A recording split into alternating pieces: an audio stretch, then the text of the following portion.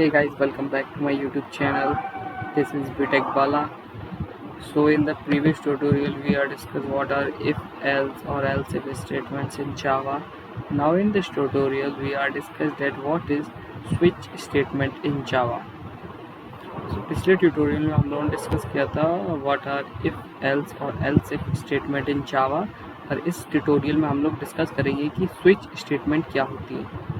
तो switch statement, जैसा कि आपको नाम से पता चल रहा होगा कि स्विच स्टेटमेंट मतलब कि स्विच, जब हम लोग अपने घर में स्विच होते हैं जिसमें क्या होता है ऑन या ऑफ, ठीक है। तो ऑन या ऑफ से मतलब इधर पे ये है कि स्विच स्टेटमेंट काम कैसे करती है। चलो मैं बताता हूँ। It is a conditional statement, conditional है भाई, ठीक है।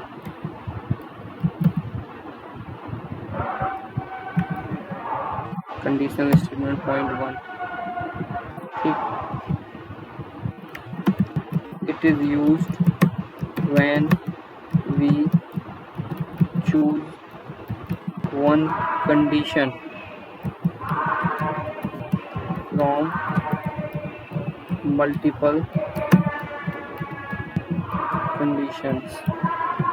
इसका यूज़ हम लोग जब करते हैं जब भी हम लोगों को कोई भी कंडीशन में से एक कंडीशन को चूज़ करना होता है जहाँ पर कई सारी कंडीशंस होती हैं। अब आप कह रहे हो सर ये तो हम लोग एल्स इफ एल्स लगा के भी कर सकते हैं।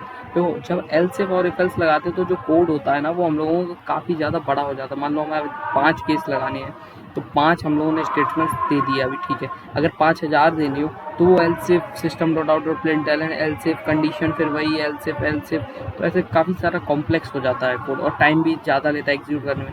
तो इसीलिए जावा का ये एक बहुत ही अच्छा कंडीशनल स्टेटमेंट है, दैट इज स्विच स्टेटमेंट। तो इसका सिंटेक्स लगभग ऐसे होता है। सिंटेक्स होता है, सबसे पहले हम लोग इधर पे अपना स्विच कीवर्ड यूज़ करते हैं और इसके अंदर हम अपना एक्सप्रेशन रखते हैं, ठीक है। फिर उसके बाद हम लोग अपना कर्ली ब्रेसेस लगा के इधर पे अपना केस 1 ये, फिर इधर पे स्टेटमेंट होता है हम लोगों का, स्टेटमेंट होता है। देन हम लोग ब्रेक कीवर्ड का यूज़ करते हैं and then continue, so on, ये चलता रहता है जितनी कंडीशंस भी हमें केस लगाने हैं। और देन उसके बाद हम लोग डिफ़ॉल्ट एक कंडीशन देते हैं, मतलब कि अगर वो कोई भी केस मैच नहीं कर रहा तो डिफ़ॉल्ट में हम लोग अपना ये वाला स्टेटमेंट प्रिंट करा देंगे, ठीक है। आई होप आपको ये चीज़ समझ आ रही होगी। चलिए इसको थोड़ा और अच्छे से एग्जांपल समझते हैं। तो सबसे पहले हम लोग इधर पे जान लेंगे केस क्या है। केस में हम लोग अपना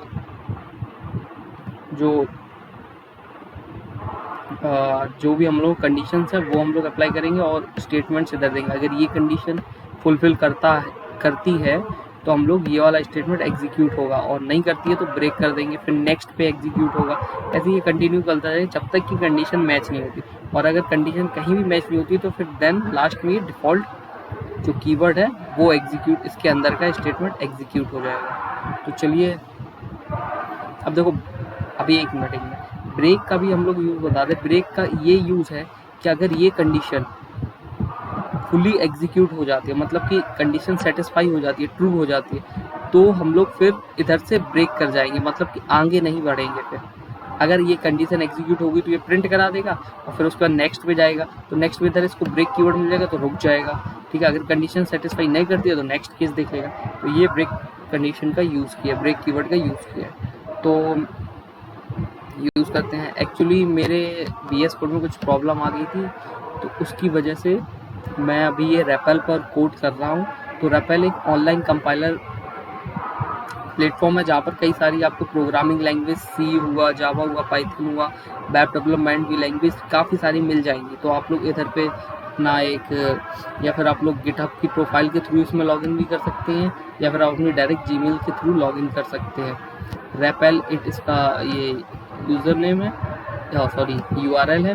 तो इधर पे क्रिएट पे जाएंगे सबसे पहले हम लोग, तो हम लोग लैंग्वेज चूज़ करेंगे, जावा मैंने चूज़ की है, और इधर पे अपना फाइल का नेम डालेंगे, टाइटल जो है तो हम लोग स्विच केस यूज़ करते हैं। स्विच केस मैंने डाल दिया है और क्रिएट रेपल कर देंगे। तो देखो जैसे हम लोग वीएस कोड में मेन फाइल देते थे और जिस नाम से फाइल सेव कराते थे तो उसी नाम से होनी चाहिए थी हमारी क्लास का नेम।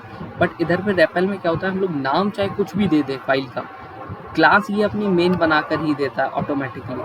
तो ये चीज़ एक थोड़ा आप एडवांटेज भी मान सकते हैं कि इससे चीज़ें हम लोग मतलब कॉम्प्लेक्स मतलब छोटी छोटी गलतियाँ नहीं हो सकती जो जिससे क्लास जैसे क्लास और उसके हम लोग जो फाइल नेम है उसके थ्रू करते हैं, तो वो इधर पे गलतियाँ ये ख़त्म हो जाती है। बट ये इसका एक डिमेरिट ये है कि ये ऑनलाइन कंपाइलर है, तो जब तक आपके पास इंटरनेट नहीं होगा तब तक आप इसको एग्जीक्यूट मतलब तब तक आप इसको यूज़ नहीं कर सकते। और इसका एक फ़ायदा बेस्ट ये है कि अगर आपके पास इंटरनेट है और आपको मान लीजिए कभी ऐसा ना हो कि सिस्टम आपका कुछ प्रॉब्लम कर जाए लेकिन आपको वो कोड चाहिए, तो आप अपना यूज़र आईडी लॉगिन करके किसी भी डिवाइस में कर सकते हैं और वो आपको कोड मिल जाएगा। ये इसका एडवांटेज है। तो चलिए शुरुआत करते हैं। मेन फाइल हमारे पास है तो हम लोग स्कैनर क्लास लगाएंगे। Scanner sc is equal to new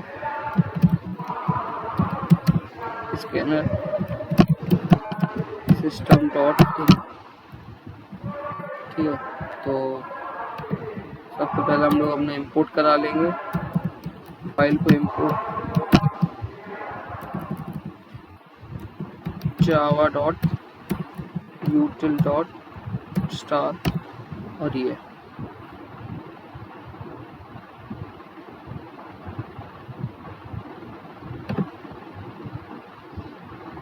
ठीक है। तो स्कैनर sc हो गया। अब हम लोग दे देंगे अपना इंटीजर।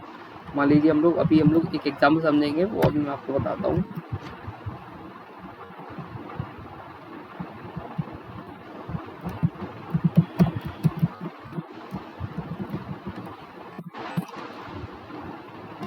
तो हम लोगों ने इधर पे एक इंटीजर टाइप का वेरिएबल बना लिया है वी के नाम से, जो कि हम लोग जिसमें हम लोग यूजर से अपना इनपुट लेंगे। ठीक है, तो सबसे पहले हम लोग इधर से कंडीशन चालू हो जाती है।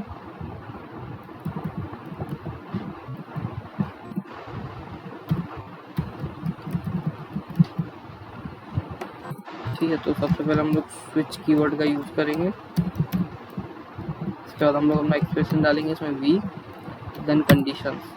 तो केस 1 हम लोग रखेंगे, केस 1 रखेंगे।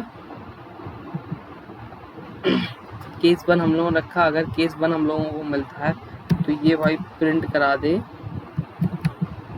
System dot out dot println करा दे कि भाई मंडे है आज। हम लोग एक प्रोग्राम बना रहे हैं जिसमें हम लोग मल्टीपल कंडीशन दी जाएंगी, मतलब कि डेज नंबर ऑफ डेज दिए जाएंगे और उधर पे हम लोग अपना प्रोग्राम एग्जीक्यूट करेंगे। मतलब कि कैसे हम लोगों को वीक बाय वीक डे में 1 आता है तो हम लोग मंडे चूज़ कर लेंगे, 2 आता है तो ट्यूसडे, ऐसे ही। तो इधर पे मल्टीपल केस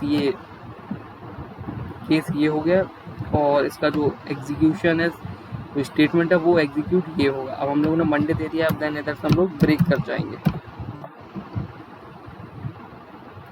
ठीक है, नेक्स्ट केस हम लोग देंगे केस 2। आफ्टर देन ये मैं कॉपी कर लेता हूँ, जरा पूरा ही कर लेता हूँ। इधर पे हम लोग कर देंगे Tuesday. After then case 3, after then Monday Tuesday and then Wednesday. Okay, so case 4 control V and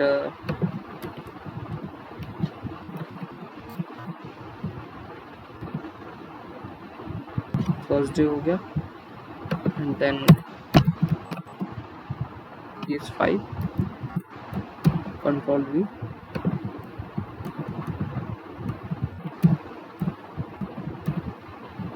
Friday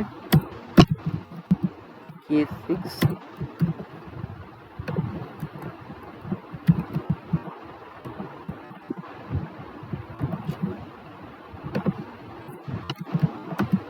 case 7, that is last one is Sunday।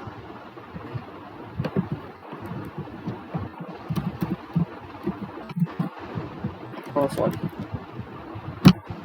हाँ, तो ये सारी हम लोगों ने अपनी कंडीशंस अभी इधर पे अच्छे से लिख ली हैं। अब देन हम लोग क्या करेंगे, डिफ़ॉल्ट कंडीशन देंगे, मतलब कि अगर इनमें से कोई भी मैच नहीं करता है हमारा केस, ना केस 1 मैच करता, ना केस 2, 3, 4, 5, 6, 7, तो देन हम लोगों को वही डिफ़ॉल्ट में हम लोगों को वैल्यू दे देना। आप डिफ़ॉल्ट का हम लोग यूज़ करेंगे, डिफ़ॉल्ट कीवर्ड का, और इधर पे हम लोग कर देंगे, इधर पे ब्रेक की कोई ज़रूरत नहीं है, डिफ़ॉल्ट में हम लोग कर देंगे इनवैलिड इनपुट। तो अब इस कोड को जरा हम रन कराते हैं, देखते हैं क्या होता है।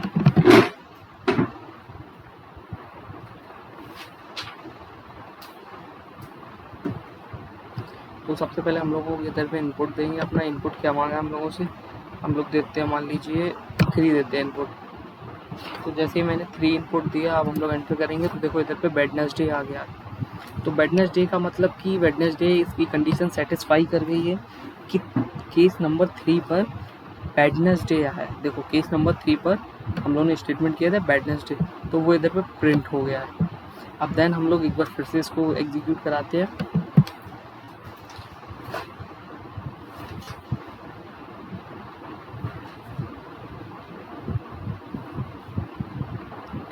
फिर से एग्जीक्यूट कराने के बाद हम लोग इधर पे दे देते हैं, मान लीजिए 9, देखते हैं क्या बोलता है। 9 जैसे हम लोगों ने दिया तो इनवैलिड इनपुट बोला है, क्योंकि इधर पे जो केस है वो 7 तक ही है, ठीक। और उसके बाद डिफ़ॉल्ट में हम लोगों ने क्या दिया है, इनवैलिड इनपुट। अगर 7 से ज़्यादा कोई भी वैल्यू आती है या 8 भी आती है तो वो इधर पे वो इनवैलिड इनपुट दे देगा। अगर इससे 1 से कम आती है तो देखते हैं क्या होता है।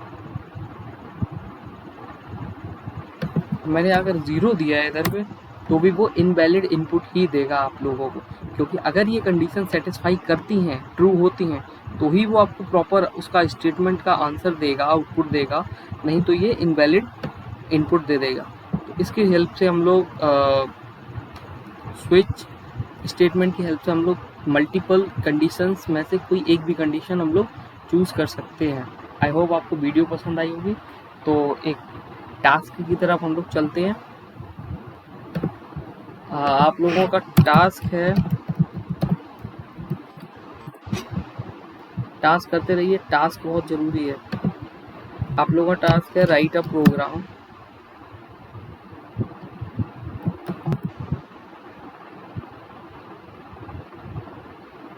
Write a program to check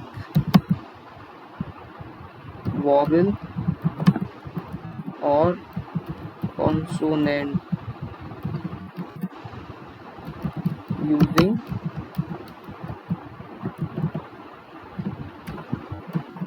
switch case. हम लोगों को एक प्रोग्राम बनाना है, तो उसमें चेक करना है कि कौन सा वॉवेल है और कौन सा कॉन्सोनेंट्स है। अब देखो वॉवेल आई ओ यू ये सब, और कॉन्सोनेंट्स तो आप लोग जानते ही होंगे। तो ये हम लोगों को इसके लिए एक प्रोग्राम बनाना है। तो आई होप आप लोग इसका टास्क ज़रूर बनाएंगे। और आज की वीडियो के लिए इतना ही, मिलते हैं नेक्स्ट वीडियो में, तब तक till then keep learning. Okay.